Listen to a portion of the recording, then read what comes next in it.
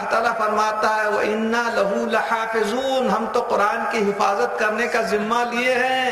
تو آج قرآن کا ایک عجیب معجزہ ہے کہ حضور تشریف لے جا چکے ہیں، 1500 برس کے قریب ہو رہے ہیں، اور قیامت تک زمانہ گزرتا جائے گا، دنیا میں طرح طرح کے انقلابات آتے جائیں گے، کہیں تو زلزلہ آئے گا، کہیں تو طوفان آئے گا، کہیں تو کچھ عجیب عجیب حالات مہیا ہوں گے، کہیں تو زمین آسمان زیر و زبر ہو جائیں گے، مگر قرآن کا زیر زبر نہیں ہوگا، زبر زیر نہیں ہوگا، کیونکہ اللہ تعالیٰ نے اس کی حفاظت کا ذمہ لیا ہے۔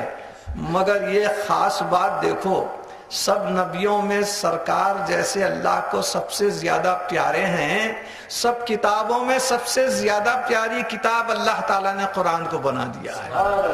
اس کا ثبوت چاہتے ہیں؟ سنیے، اللہ تعالیٰ نے پچھلی کتابیں عطا کرنے کے لیے یہ شرط رکھی تھی کہ جو کتاب لینے والے پیغمبر ہیں وہ فلاں جگہ آ جائیں۔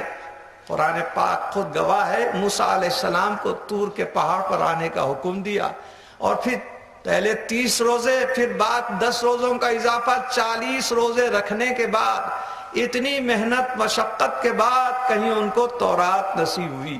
اسی طرح دیگر انبیاء کا حساب بھی ہے، دیگر رسولوں کا بھی حساب ہے۔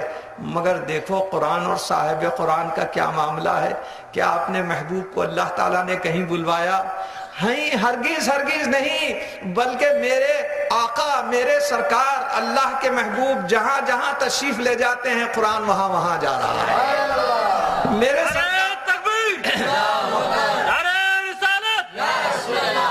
میرے سرکار مکے کی گلیوں میں پھر رہے ہیں، قرآن وہاں نازل ہو رہا ہے۔ غار ثور میں ہجرت کی رات تشریف فرما ہے صدیق اکبر رضی اللہ تعالیٰ عنہ یار غار کے ساتھ، وہاں پر آیات قرآنیہ نازل ہو رہی ہیں۔ مدینہ منورہ کی گلی میں پھر رہے ہیں تو وہاں آیات قرآنی نازل ہو رہے ہیں۔ حضرت بی بی عائشہ ام المومنین رضی اللہ تعالیٰ عنہ کے بستر پر آرام فرما رہے ہیں تو وہاں قرآن نازل ہو رہا ہے۔ سرکار کہیں غزوے میں جا رہے ہیں تو لڑائی کے میدان میں قرآن نازل ہو رہا ہے۔ حضور حجۃ الوداع کے موقع پر جبل رحمت کے پاس آپ اپنا خطبہ دے رہے ہیں، اس وقت قرآن نازل ہو رہا ہے۔ جہاں جہاں سرکار جا رہے ہیں قرآن وہاں وہاں نازل ہو رہا ہے۔ تو معلوم یہ ہوا کہ قرآن بھی صاحب قرآن کی قدر کر رہا ہے، کیوں نہ ہو؟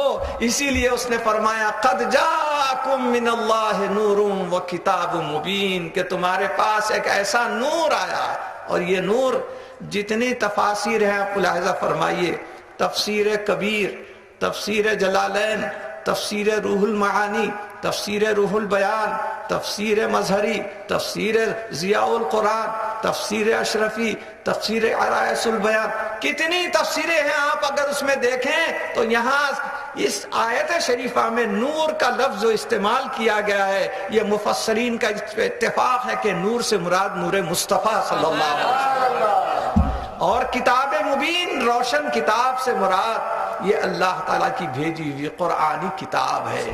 اب یہ نور جب آیا تو معنی یہ ہیں، مثال کے طور پر یہ خادم کہیں تھا اور آپ نے کہہ دیا کہ فلاں آیا، تو اس کا مطلب یہ ہے کہیں اور جگہ تھا وہاں سے یہاں آیا۔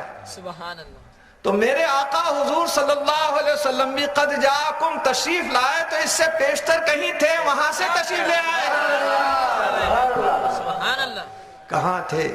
اللہ کے پاس تھے، اللہ کے قریب تھے۔ سبحان اللہ۔